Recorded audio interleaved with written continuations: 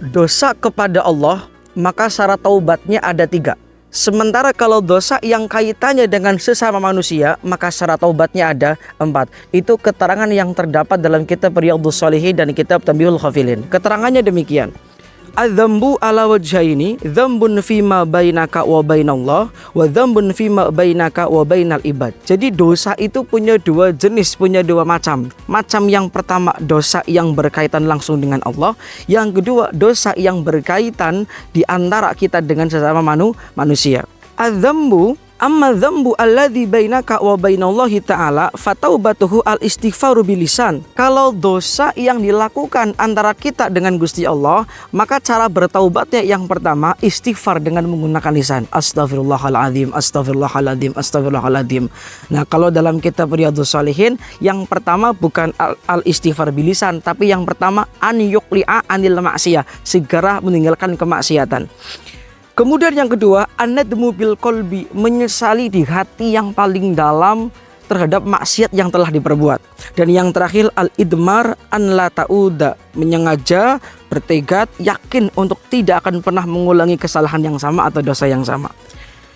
Kemudian wa amma dzambu alladzi bainaka wa bainal ibadi fama lam turdihim la tanfa'uka at-taubatu hatta yuhaliluka.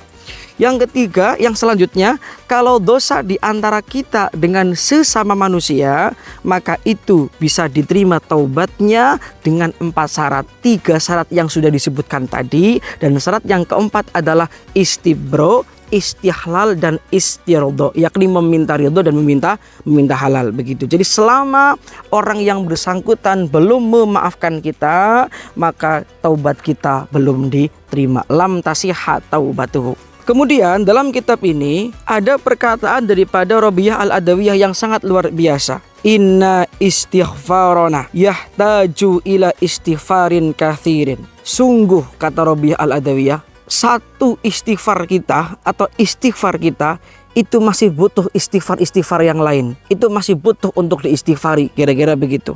Yakni idza istaghfaro bil lisani wa niyatuhu ayyauda ila dzambi. Karena terkadang ketika kita beristighfar di lisan kita, tapi hati kita masih berniat untuk melakukan kemaksiatan yang sama, maka ya kan, istighfar kita masih butuh banyak istighfar kembali. Itu fa inna taubatahu taubatul kadzdzabin, maka sesungguhnya taubat kita, istighfar kita itu adalah istighfarnya pendusta. Kenapa? Lisannya istighfar tapi hatinya ingin kembali pada kesalahan yang sama, pada dosa yang sama. Teman-teman sekalian, juga ada keterangan demikian, al-mustaghfiru bil lisani al-musiru ala dzunubi kal mustaghzi bi rabbi. Orang yang beristighfar di lisannya tapi masih melakukan dosa, maka itu sama dengan orang yang geguyu, yang meremehkan, yang bercanda dengan Gusti Allah. Na'udzubillahi min dzalik, tsumma na'udzubillahi min dzalik. Teman-teman sekalian, di penghujung Ramadan ini mari kita tafakkur dan tadabbur bahwa Ramadan adalah madrasah rohani yang di dalamnya mampu untuk membakar, mengampuni segala kesalahan dan dosa-dosa kita. Karena itu jangan kita masih terjebak dalam dosa yang sama. Kita ditinggal Ramadan, semoga kita sudah terbebas, kita sudah bertaubat dan taubat kita sah diterima oleh Allah Subhanahu wa taala. Jadikan Ramadan sebagai madrasah rohani yang mampu menghapus segala kesalahan dan dosa-dosa kita. Orang yang paling merugi adalah orang yang berjumpa Ramadan tapi dia belum diampuni kesalahan dan dosa-dosanya. Na'udzubillahi min dzalik, wallahu a'lam bishawab.